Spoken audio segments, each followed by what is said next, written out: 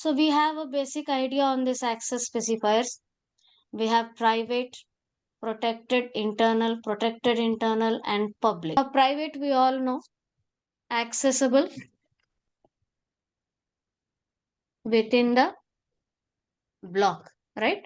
Within the block means it could be anything, function, class, whatever it is, right? And protected means what? Accessible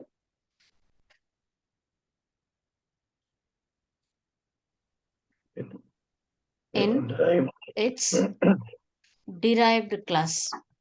That means if you make any member as a protected int emp, for example id, for example, I'm sorry, so that can be accessible in where? In the derived class. Clear?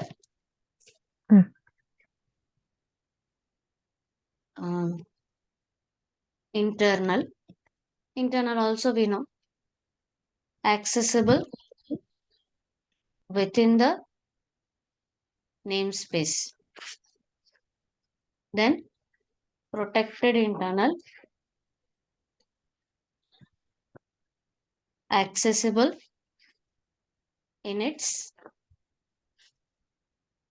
derived class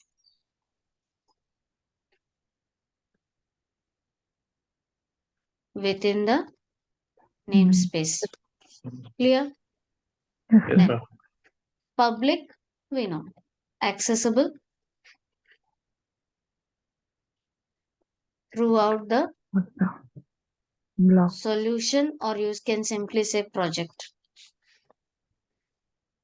Clear?